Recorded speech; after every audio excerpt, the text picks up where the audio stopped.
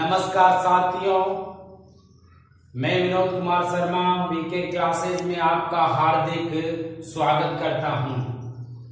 आज हम बात करेंगे भारतीय संविधान को एक दृष्टि में देखने की, क्योंकि हमारे जो भी कंपटीशन के एग्जाम हैं, चाहे वो थर्ड ग्रेड हो, सेकंड ग्रेड हो, फर्स्ट ग्रेड हो, एचएम का, आरएस प्री या फिर पटवारी, ग्राम सेवक, सभी एग्जामों में लगभग भारतीय संविधान से बहुत अत्यधिक मात्रा में क्वेश्चन पूछे जाते हैं।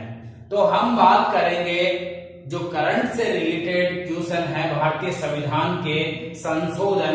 इसके अलावा हम बात करेंगे भारतीय संविधान की एक विस्तृत अध्ययन, क्योंकि वर्तमान में जो क्वेश्चन की पृष्ठभूमि है वो किस प्रकार से आ रही है, उन्हीं के बारे में हम विस्तृत चर्चा करेंगे। देखिए, हमारे चैनल में संविधान के सभी महत्वपूर्ण बातें की आपको जानकारी समय पर दी जाएगी। आज हम बात करेंगे इंडियन कॉन्स्टिट्यूशन, जिसके एक दृष्टि में देखना, क्योंकि वास्तविकता में हम अगर किसी भी चीज का अध्ययन करेंगे, किसी भी चीज का क्वेश्चन का जवाब देंगे, जब तक हम उसका विस्तृत अध्ययन नहीं कर सकते तब तक हम उसका आंसर नहीं दे सकते। इसीलिए हमें पूरे कंप्लीट जो भारतीय संविधान है उसको समझना बहुत ही आवश्यक है कंपटीशन की दृष्टि से। देखिए, हम एक संक्षिप्तीकरण करेंगे संविधान का कि एक नजर में सिर्फ हम संविधान की जो अनुच्छेद हैं, भाग हैं, अनुसूचियां हैं, उनके बारे में जानकारी प्राप्त करेंगे। जबकि हम जो अगले नेक्स्ट वीडियो आएंगे उन सभी में इनके खंडवार अलग अलग भागों का हम विस्तृत अध्ययन भी करेंगे और इनमें से किस प्रकार से प्रतियोगिता परीक्षाओं में जो क्वेश्चन आते हैं उन सभी क्वेश्चनों पर भी हम विस्तृत चर्चा करेंगे। तो आज का हमारा टॉपिक है भारतीय संविधान को एक दृष्टि में देखने का। देखिए, हम बात करें भारत का जो संविधान का निर्माण किया था संविधान सभा के द्वारा, उसमें उस समय ये 22 भाग थे और वर्तमान में भी 22 भाग हैं। आपको कंफ्यूज होने की आवश्यकता नहीं है, क्योंकि भारतीय संविधान के भागों में बढ़ोतरी नहीं की गई। भाग कितने हैं? 22 भाग हैं। अनुच्छेद के संदर्भ में कई बार आपने सुना होगा कि 400, 450 हो गए, ऐसा कुछ भी नहीं है। अनुच्छेद वर्तमान में और पूर्व में भी कितने थे? 395 ही अनुच्छेद थे। हम बात करें अनुसूचियों के संदर्भ में, तो हमारे जब संविधान का निर्माण हुआ था तब अनुसूचियों की संख्या 8 थी, लेकिन समय पर अनुसूचियों की संविधान संशोधन के माध्यम से 4 और नई अनुसूचियां जोड़ने पर वर्तमान में 12 अनुसूचियां हो गई। तो पहला क्वेश्चन हमारा यहीं से बन जाता है कि वर्तमान में अनुसूचियों की संख्या कितनी है? तो उनकी संख्या कितनी है? 12। वह पूर्व में कितनी थी यानी कि 8। हम बात करें अनुच्छेद है या थे, दोनों में क्या आएगा? 395। भाग है या थे, दोनों में क्या आएगा? 22। हम बात करें संविधान के संदर्भ में, तो संविधान के संदर्भ में हम बात करें, हम कहां पे रहते हैं? भारत। देखिए, हम बात करेंगे इसके संदर्भ में एक काल्पनिक हम सरकारों की गठन करेंगे, क्योंकि काल्पनिक माध्यम से हमें आसानी से याद हो जाएगा। याद करने की दृष्टि से है ये एक मॉडल आपके सामने। यहाँ पर एक तरफ सरकार होती है और एक तरफ जनता, और यहाँ पर हम संघ और राज्यों से मिल करके भारत का निर्माण करते हैं। देखिए किस प्रकार से भारत के संविधान के बारे में आपको इसकी जानकारी अच्छे से मिलती है।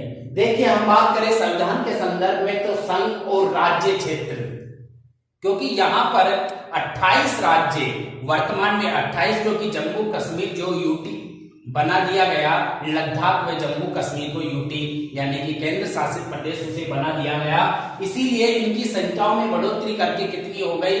7 और राज्यों की संख्या कितनी हो गई? 28। तो हम संघ व राज्य क्षेत्र का अध्ययन करेंगे। कौन से भाग में? भाग नंबर 1। भाग नंबर 1 में हम विस्तृत अध्ययन करेंगे कि राज्य की उत्पत्ति, राज्य के नाम में परिवर्तन, राज्य की सीमाओं में परिवर्तन, उन सभी के संदर्भ में हम विस्तृत अध्ययन भाग 1 में करेंगे। और भाग 1 अनुच्छेद 1 से 4 तक इसका उल्लेख दिया गया है। देखिए, भारत में सरकार द्वारा शासन का संचालन किया जाता है और आम जनता नागरिक रहती है। इसी प्रकार से हमने यहाँ पर भारत के संघ को 2 भागों में विभाजित किया, यानी एक तरफ सरकार और दूसरी तरफ जनता।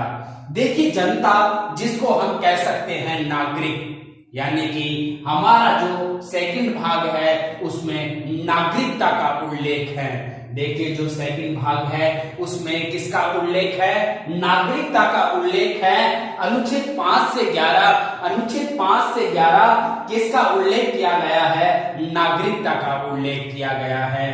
तो यहाँ पर हमारा पहला भाग हुआ संघ राज्य क्षेत्र, द्वितीय भाग हुआ, सेकंड भाग हुआ नागरिकता, अनुच्छेद 5 से 11। देखिए, हम नागरिकों के अधिकार और कर्तव्यों को विभाजन करेंगे, क्योंकि कुछ व्यक्ति के कर्तव्य होते हैं तो नागरिक के कुछ क्या होते हैं? अधिकार होते हैं। देखिए, हम बात करें यहाँ के संविधान के बारे में, तो अब नागरिकों के अधिकार और कर्तव्यों का विभाजन करते हैं। इसी से हमें भाग और अनुच्छेदों की प्राप्ति होगी। देखिए, हम बात करें अधिकारों के संदर्भ में, हमने बात किया यहाँ पर अधिकार 2 प्रकार से विभाजित किया अधिकारों को। एक तो फंडामेंटल राइट्स, एफआर यानी मौलिक अधिकार, हम बात करें डीपीएसपी यानी कि नीति निर्देशक तत्व। तो यहाँ पर एक ये नकारात्मक अधिकार और एक ये सकारात्मक अधिकार, यानी मौलिक अधिकार और नीति निर्देशक तत्व एक सकारात्मक अधिकार। इस प्रकार से हमने अधिकारों को 2 भागों में विभाजित किया। हम बात करें मौलिक अधिकारों के संदर्भ में तो भाग 3 और अनुच्छेद 12 से 35 में इसका उल्लेख किया गया है। भाग 3 और अनुच्छेद 12 से 35 में मौलिक अधिकारों का विस्तृत अध्ययन किया गया है, विस्तृत उल्लेख किया गया है। हम बात करें नीति निर्देशक तत्व के संदर्भ में तो भाग 4 अनुच्छेद 36 से 51 तक नीति निर्देशक तत्वों का विस्तृत अध्ययन किया गया है। इस प्रकार से हमने यहाँ पर भाग अधिकार के संदर्भ में चर्चा की। देखिए, यहाँ से ये एक क्रम चलता है। यहाँ पर पहला भाग, यहाँ पर नागरिकता सेकंड भाग, भाग 3 यानी कि मौलिक अधिकार, भाग 4 यानी कि नीति निर्देशक तत्व। हम बात करें यहाँ पर कर्तव्य के संदर्भ में, क्योंकि कर्तव्य और अधिकार एक दूसरे के पूरक है, एक दूसरे से जुड़े हुए हैं। तो हम जुड़े हुए होने के कारण इनका नेक्स्ट भाग कौन सा होगा? भाग 4A, यानी कि भाग 4A और अनुच्छेद 51 के, भाग 4A और अनुच्छेद 51 के में कर्तव्यों का उल्लेख किया गया है। इस प्रकार से हम कह सकते हैं कि ये इनसे परस्पर कर्तव्य जो जुड़े हुए हैं। तो इसी प्रकार से हमने भाग 4A में किसका उल्लेख किया गया है? कर्तव्य का। देखिए, इस प्रकार से हमने यहाँ पर एक सिस्टम देखा। इसी प्रकार से हम सरकार के बारे में भी अध्ययन करेंगे, सरकार के बारे में भी हम विस्तृत अध्ययन करेंगे। हम एक काल्पनिक सरकारों की गठन करते हैं। देखिए, किस प्रकार से अध्ययन की दृष्टि से, हमें याद रखने की दृष्टि से, क्योंकि यह हमें सहायता करेंगे। हमने 5 प्रकार की सरकारें कल्पना कर ली कि एक केंद्र सरकार होती है, एक राज्य सरकार होती है, एक केंद्र सरकार होती है, केंद्र शासित सरकार होती है, और एक स्थानीय सरकार होती है, और एक जनजातीय सरकार। हमने कल्पना कर ली, क्योंकि हमें कल्पना के माध्यम से आसानी से होगी किसको, भागों को डिवाइड करने में, यानी कि उनका विभाजन करने में, और अनुच्छेदों का आसानी से हम समझ सकेंगे कि कौन से अनुच्छेद में किसका वर्णन किया गया है और कहां पे किया गया है। तो इसी प्रकार से हम बात करें सरकार के संदर्भ में, तो देखिए यहाँ पे सरकार के संदर्भ में सरकार सबसे पहले हम बात करेंगे केंद्र सरकार, फिर बात करेंगे राज्य सरकार, फिर बात करेंगे हम केंद्र शासित प्रदेश वाली सरकार, फिर बात करेंगे हम स्थानीय सरकार और फिर हम बात करेंगे जनजातीय सरकार। क्योंकि जनजातीय क्षेत्र में अपना उनका क्या चलते हैं, उनके अधिकार और नियम चलते हैं। तो इसी प्रकार से हमने यहाँ पर डिवाइड किया। वास्तविकता में जनजातीय सरकार होती है, लेकिन इसका उल्लेख संविधान में वैसे ऐसे नहीं है, लेकिन हमने कल्पना के माध्यम से यानी कि इनको याद रखने की दृष्टि से हमने 5 प्रकार से विभाजित किया। वैसे तो भारतीय राज्य व्यवस्था में 2 प्रकार की है, केंद्र सरकार और राज्य सरकार। देखिए हम बात करें यहाँ पर केंद्र सरकार के संदर्भ में हमारे कितने भाग हो गए थे, भाग 4 हो गए थे, अनुच्छेद 51A तक हो गया था। हम उसके आगे अब अध्ययन करेंगे सरकारों के संदर्भ में। देखिए सरकार, केंद्र सरकार यहाँ पर भाग 5 में उल्लेख किया गया है। इसमें लगभग 6 अध्याय है। 6 अध्याय में इसका विस्तृत अध्ययन किया गया है। अनुच्छेद 52 से 151, अनुच्छेद 52 से 151 तक केंद्र सरकार का विस्तृत उल्लेख किया गया है। इसमें कार्यपालिका, व्यवस्थापिका और न्यायपालिका और सीएजी केक का भी उल्लेख कहां पे किया गया है, अनुच्छेद 52 से 151। देखिए इनका डिवाइडेशन करेंगे, हम इनको विभाजन करेंगे तो किस प्रकार से करते हैं। यहाँ पर जो कार्यपालिका के अनुच्छेद है 52 से 151 में, यानी प्रारंभिक 52 अनुच्छेद से 78 अनुच्छेद तक किसका उल्लेख किया गया है, संघ की कार्यपालिका यानी कि केंद्र की कार्यपालिका का उल्लेख कहां पे देखने को मिलेगा आपको, अनुच्छेद 52 से 78 में यहां पर आपको इनका विस्तृत अध्ययन मिलेगा। देखिए हम बात करें व्यवस्थापिका के संदर्भ में, तो व्यवस्थापिका 79 से लेकर 123 तक व्यवस्थापिका का यानी जो संघ की व्यवस्थापिका है, संसद है, उसका यहाँ पर विस्तृत उल्लेख किया गया है। यानी लोकसभा, राज्यसभा के संदर्भ में यहाँ पर इनके कार्यों सभी के संदर्भ में यहाँ पर आपको उल्लेख मिलेगा। हम इसी प्रकार से सुप्रीम कोर्ट के बारे में बात करें यानी सर्वोच्च न्यायालय के बारे में बात करें तो अनुच्छेद 124 से लेकर 147 तक इसका उल्लेख किया गया है। हम बात करें सीएजी केक के संदर्भ में तो 148 से लेकर 151 तक किसका उल्लेख किया गया है, केक का उल्लेख किया गया है। इसी प्रकार से हमने देखो कितनी आसानी से इन्हें डिवाइड कर दिया। अगर यहां से क्वेश्चन उठ के आता है कि सुप्रीम कोर्ट का उल्लेख कौन से अनुच्छेद में है, तो हम वहां पर ऑप्शन आए 124, 67 और 62 और 51, तो आप तुरंत जवाब दे दोगे वहां पर 124, क्योंकि यह एक क्वेश्चन की पृष्ठभूमि को जानने में हमारी एक महत्वपूर्ण सहायता करता है। तो इसी प्रकार से हम बात करें राज्य सरकार के संदर्भ में। देखिए राज्य सरकार के संदर्भ में हम बात करें यानी कि राज्य सरकार का जो उल्लेख किया गया है, भाग कौन सा आएगा, 5 नंबर के भाग के बाद में अगला भाग है भाग नंबर 6। देखिए भाग नंबर 6 और अनुच्छेद यहाँ पर 151 हुआ था केंद्र सरकार में, तो 151 के नेक्स्ट कितना आएगा 152। अनुच्छेद 152 से लेकर 237 तक उल्लेख किसका किया गया है, राज्य सरकार का। यानी राज्य सरकार का उल्लेख कहां पे किया गया है, अनुच्छेद 152 से लेकर 237 तक इसका उल्लेख राज्य सरकार का किया गया है। यहाँ पर वहां हमारे केंद्र और राज्य की जो व्यवस्थाएं हैं, भारतीय राजनीतिक व्यवस्था, वो दोनों की लगभग समान है। इसी प्रकार से हमारे यहाँ पर भी राज्य में भी कार्यपालिका, व्यवस्थापिका और न्यायपालिका पाई जाती है, उन्हीं का देखो इस प्रकार से डिवाइडेशन किया गया है।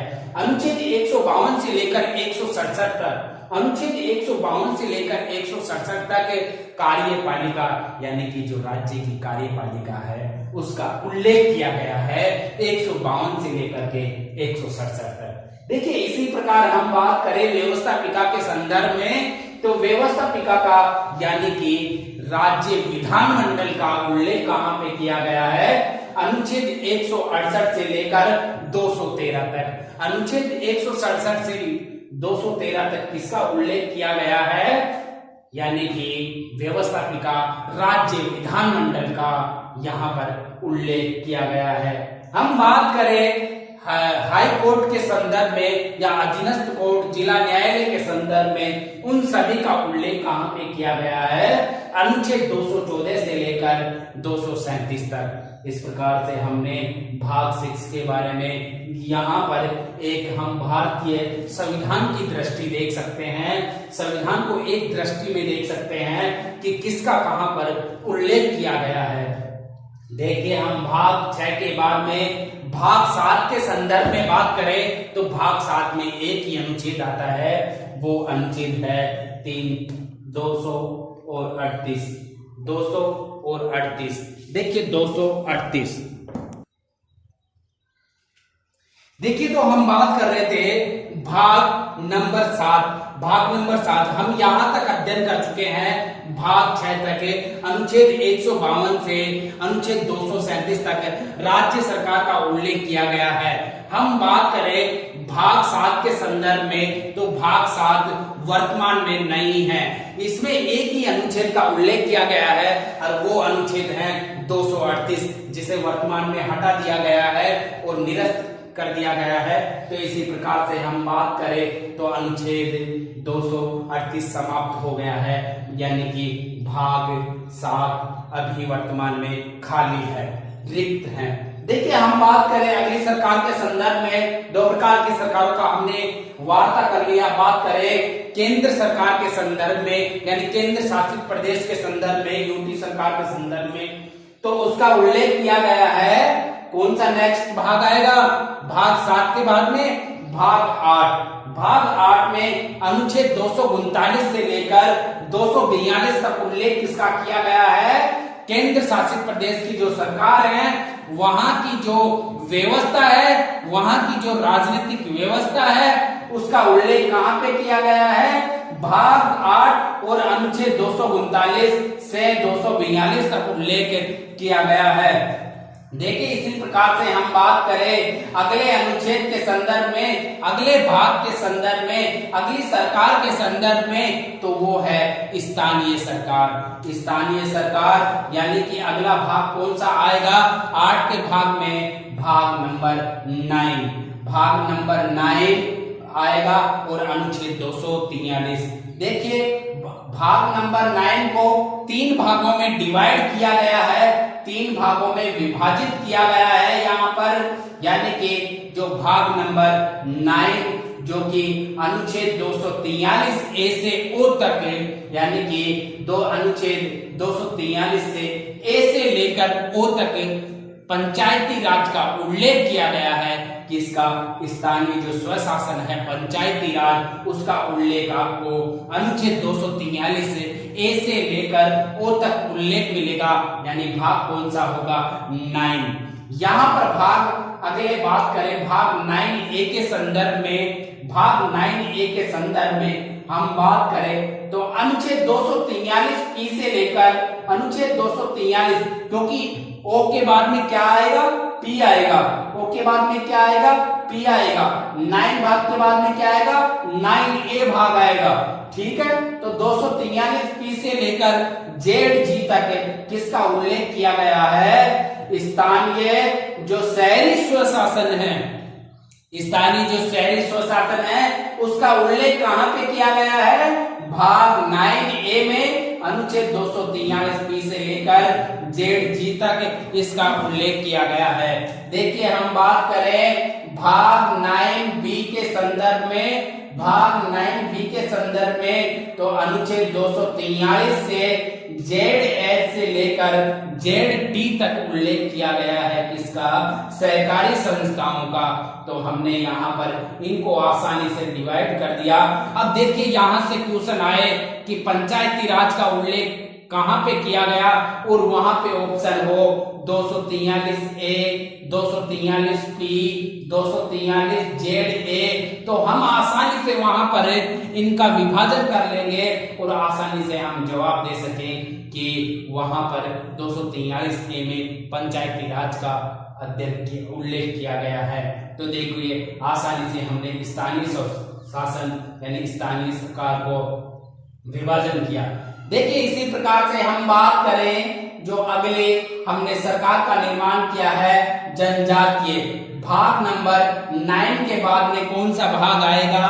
भाग नंबर 10। भाग नंबर 10 में अनुच्छेद 244 में वहां की जो स्थानीय सरकार है, जनजातीय सरकार है, उसका उल्लेख किया गया है। इसी प्रकार से हमने अब तक 10 भागों का विस्तृत एक दृष्टि से देखा। देखिए एक पेज में हमने जो 10 हमारे भाग है संविधान का, उसका आसानी से हमने वर्गीकरण कर लिया। उनका तुलनात्मक अनुच्छेदों का हमें पता चल गया कि कौन सा अनुच्छेद किससे संबंधित है। तो यहाँ से जो भी क्वेश्चन पुटअप होगा, चाहे वो मौलिक अधिकारों से पुटअप हो, चाहे नीति निर्देशक तत्वों से हो, हम आसानी से बता सकते हैं कि यह अनुच्छेद किस क्षेत्र से संबंधित है, संविधान का कौन से भाग से लिया गया है। तो इस प्रकार से यह हमारा आसान रहेगा। इसके बाद में यह हमारा पार्ट फर्स्ट जो वीडियो है, अब हमारा भारतीय संविधान की एक दृष्टि का सेकंड वीडियो आएगा, यानी सेकंड पार्ट आएगा, जिसमें हम कंप्लीट हमारे 22 भाग यानी कि जो शेष बचे हैं 10 के बाद में 11 से लेकर 22 तक का उल्लेख देखने को मिलेगा। देखिए हमारा अगर आपको वीडियो अच्छा लगा तो आप हमारे वीडियो को लाइक कीजिए और सब्सक्राइब कीजिए ताकि आपको नेक्स्ट वीडियो कंपटीशन के प्राप्त हो सके, संविधान के, भारतीय कॉन्स्टिट्यूशन के प्राप्त हो सके। और अधिक से अधिक शेयर कीजिए ताकि आपके मित्रों को भी भारतीय संविधान की विस्तृत जानकारी प्राप्त हो सके, ताकि आपका भविष्य में कोई क्वेश्चन गलत ना हो। अगले वीडियो आएगा, तब तक के लिए नमस्कार, धन्यवाद।